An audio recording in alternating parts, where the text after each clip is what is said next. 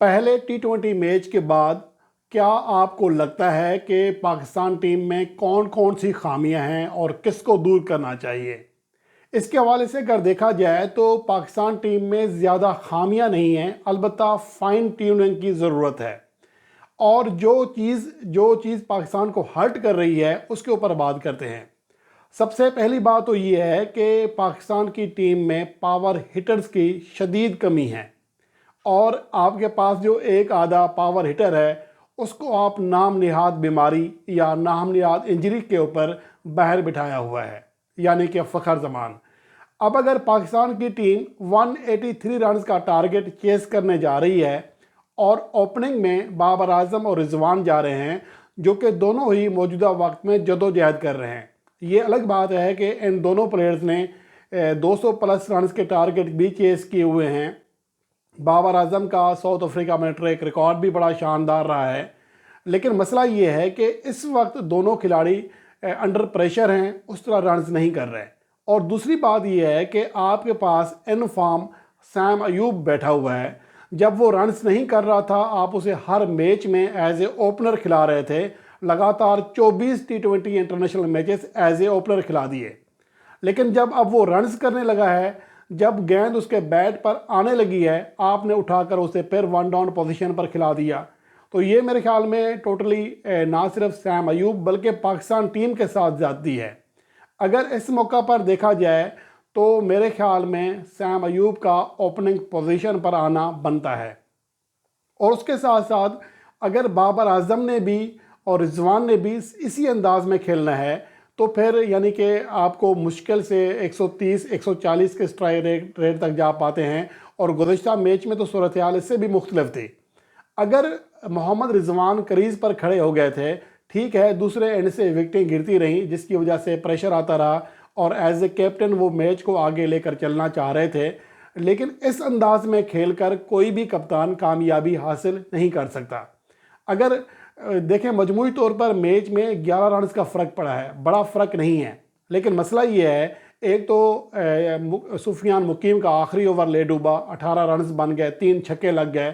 6 چھکے کھائے ہیں موصوف نے، اور یہ ایک ریکارڈ قائم ہوا۔ اور اس کے علاوہ جو سب سے اہم بات یہ ہے کہ اگر پاور پلے کی بات کریں تو محمد رضوان نے 19 گیندیں کھیلی اور 15 رنز کیے، صرف 2 چوکے لگائے، یعنی کہ پاور پلے میں وہ مکمل طور پر ناکام رہے۔ اگر 19 گیندوں پر کم از کم 25 یا 30 رنز بھی کر لیتے تو کسی حد تک ٹیم کو سہارا مل جاتا اور پاکستان ٹیم کے اوپر اتنا پریشر نہیں آتا۔ یہ تو بھلا ہو سیم ایوب کا جس نے دھواں اننگز کے لیے اور پاور پلے میں 13 گیندوں پر 7 چوکے لگاتے ہوئے 31 رنز کیے، اور پاکستان ٹیم کا پاور پلے اچھا چلا گیا، ورنہ پاکستان ٹیم کا حال بہت ہی برا تھا۔ اس کے بعد آگے بڑھتے ہیں، جب 15 اوورز کا کھیل ختم ہوا تو پاکستان کا مجموعی سکور جو ہے وہ 111 رنز تھا، جبکہ محمد رضوان 44 گیندوں پر صرف 2 چوکوں کی مدد سے 36 رنز پر کھیل رہے تھے، یعنی کہ ان کا اسٹرائک ریٹ انتہائی زیادہ کم تھا۔ اگر آپ اس کے بعد سے دیکھیں ان کی اننگ سے کمپیئر کریں، اگر وہ تھوڑا پہلے چارج کرتے تو پاکستان ٹیم دباؤ سے نکل سکتی تھی۔ اب یہ کہ پہلی 44 گیندوں پر 36 رنز کیے، صرف 2 چوکے، 81 کا اسٹرائک ریٹ رہا، جبکہ آخری 18 گیندوں پر جس میں ایک گیند پر آؤٹ بھی ہوئے، دیگر 17 گیندوں پر 38 رنز کیے اور 3 چوکے 3 چھکے لگائے، 211 کا ان کا اسٹرائک ریٹ رہا۔ اگر وہ کھلاڑی جو 211 کے اسٹرائک ریٹ سے ڈیتھ اوورز میں جا کر کھیل سکتا ہے تو وہ تھوڑا پہلے اگر چارج کر لیتا تو پاکستان ٹیم کے جو باقی بلے باز ہیں جو دباؤ کی وجہ سے آؤٹ ہوئے، عرفان خان آؤٹ ہوئے، طیب طاہر آؤٹ ہوئے، تو یہ پریشر پھر نہ آتا۔ اور اس کے ساتھ ساتھ عثمان خان کا جو کردار ہے وہ بھی میرے خیال میں اس کے اوپر بہت بڑا سوالیہ نشان لگ چکا ہے۔ گو کہ پاکستان سپر لیگ میں لگاتار 2 سیزنز میں شاندار پرفارمنس دے کر پاکستان ٹیم میں شامل ہوئے ہیں، لیکن ابھی تک ان کی جانب سے ویسی بیٹنگ کارکردگی سامنے نہیں آ سکی ہے جس کے لیے ان سے توقع کی جاتی ہے یا جس کی وجہ سے انہیں ٹیم میں شامل کیا گیا ہے۔ تو میرے خیال میں عثمان خان کو بھی آنے والے میچز میں بڑا کردار ادا کرنا ہوگا۔ اور اس کے علاوہ فخر زمان کی جو کمی ہے وہ اس ٹیم میں شدت سے محسوس کی جا رہی ہے۔ فخر زمان جیسا آپ کے پاس اگر متبادل پلیئر ہوتا تو آپ من مرضی کر سکتے تھے، کسی سی ای او کو خوش کرنے کے لیے اسے ٹیم سے باہر رکھ سکتے تھے، لیکن یہ آپ صرف فخر زمان کے ساتھ زیادتی نہیں کر رہے، یہ پاکستان کرکٹ ٹیم کے ساتھ زیادتی ہو رہی ہے، اور یہ بات جتنا جلدی سمجھ جائیں اتنا ہی اچھا ہے۔ اور دوسرا جو پاکستان کا نیگیٹو پہلو ہے، پہلا پہلو تو یہ ہے کہ اوپننگ میں سیم ایوب کو آنا چاہیے، سیکنڈ عثمان خان کو پرفارم کر کے دینا پڑے گا، اور اس کے علاوہ محمد رضوان کو جو شروع میں بہت زیادہ ٹوک ٹوک کرتے ہیں، اسے اپنا اسٹرائک ریٹ ایکسلریٹ کرنا پڑے گا، ورنہ پاکستان T20 ٹیم میں کامیابیاں حاصل نہیں کر سکتی ہے۔ گزشتہ میچ میں گو کہ بڑا اسکور بن گیا تھا، لیکن اوورآل دیکھا جائے تو پاکستان ٹیم یہ میچ جیتنے کی پوزیشن میں تھی، کیونکہ ساؤتھ افریقہ کی بولنگ لائن زیادہ تجربہ کار نہیں تھی۔ اچھا، اور جو پوائنٹ بتا رہا ہوں جو پاکستان کی کمزوری ہیں، جہاں پہ چینجنگز چاہیے، فخر زمان کی واپسی چاہیے،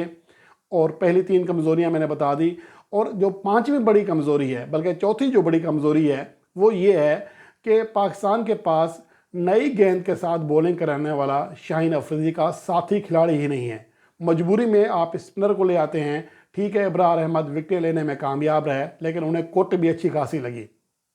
اور اس کے علاوہ جو سب سے اہم بات ہے کہ آپ کے جتنے بھی تینوں فاسٹ بولرز ہیں وہ نئی گیند کے ساتھ کامیاب نہیں ہیں، چاہے آپ حارث روف کو لے لیں، چاہے عباس افریدی کو لے لیں، یہ وہ بولرز ہیں جو کہ پرانی گیند کے ساتھ اچھی بولنگ کارکردگی دکھا سکتے ہیں، لیکن نئی گیند کے ساتھ وہ بولنگ پرفارمنس نہیں دے سکتے۔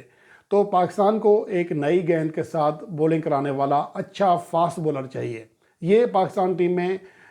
خامیاں ہیں، کمیاں ہیں جو کہ محسوس کی جا سکتی ہیں۔ اب دیکھنا یہ ہے کہ اگلے T20 انٹرنیشنل میچ میں پاکستان کی ٹیم کس انداز میں کھیلتی ہے۔ اگر آپ پاکستان کی پلنگ 11 کی بات کریں تو میرے خیال میں اس ٹیم میں جو کہ موجودہ اسکواڈ ہے، اس میں کوئی زیادہ چینج مجھے دکھائی نہیں دے رہا۔ پاکستان کی ٹیم بہتر تھی، البتہ پلاننگ خراب تھی، آپ کی جو اپروچ ہے وہ خراب تھی۔ اگر پاکستان ٹیم بہتر کھیل کا مظاہرہ کرتی تو خاص طور پر اگر محمد رضوان جو ہے بہتر کھیلتے، شروع کے جو 44 گیندیں کھیلی ہیں اس پہ اگر 36 رنز کیے تھے، یہ اگر 55-60 رنز بھی ہوتے 44 گیندوں پر، تو پاکستان ٹیم یہ میچ بآسانی جیت سکتی تھی۔ یہاں صرف محمد رضوان اکیلے کا بھی قصور نہیں ہے، باقی پاکستان کے پلیئرز کو بھی کردار ادا کرنا پڑے گا۔ اور اس کے علاوہ سفیان مقیم جو کہ بری طرح مار کھائے، گزشتہ میچ میں 6 چھکے لگے انہیں بھی اب دیکھنا پڑے گا کہ آگے زمبابوے کی ٹیم نہیں ہے، آگے ساؤتھ افریقہ کی ٹیم ہے۔ یہ الگ بات ہے کہ ڈیوڈ ملر کی جو کارکردگی ہے وہ جب اپنے عروج پر آتے ہیں تو کسی بھی کھلاڑی کو مار دیتے ہیں، لیکن جارج لنڈے کے ہاتھوں بھی سفیان مقیم نے آخری اوور میں 3 چھکے کھائے۔ تو یہ وہ چیزیں ہیں جو کہ پاکستان کرکٹ ٹیم کو دیکھنا پڑیں گی، اپنی خامیاں دور کرنا پڑیں گی، ورنہ پاکستان ٹیم کے لیے جو ساؤتھ افریقہ میں سیریز جیتنے کا سنہری موقع ہے وہ آج سے جا سکتا ہے۔ اب پاکستان کو دونوں میچز جیتنا ہے، اور ان دونوں ہی میچوں میں اپنا 110% دینا پڑے گا، تبھی پاکستان ٹیم کامیابی حاصل کر سکے گی۔ اور جو پاکستان ٹیم میں فائن ٹیوننگ کی ضرورت ہے اس کو بھی لازمی دیکھنا پڑے گا، اوپننگ کے مسئلے کو بھی دیکھنا پڑے گا، اور خاص طور پر جو رسک لیا، پہلے بھی لیتے رہے ہیں، دورہ آسٹریلیا میں بھی لیا ہے، لیکن آخری اوور جو سفیان مقیم سے کرایا اس کی وجہ یہ تھی کہ شاید وہ حارث روف اور عباس افریدی کو پہلے اوور دے کر جارج لنڈے کی وکٹ حاصل کرنا چاہ رہے تھے، جس میں ناکامی ہوئی، اور آخری اوور میں پاکستان کو بری طرح مسائل کا سامنا کرنا پڑا۔ حالانکہ اس سے پہلے 5 رنز فی اوور سے بھی کم آخری 6 اوور میں رن ریٹ سے رنز بن رہے تھے، تو اس کی وجہ سے پاکستان ٹیم کو بہرحال مشکلات کا سامنا کرنا پڑا۔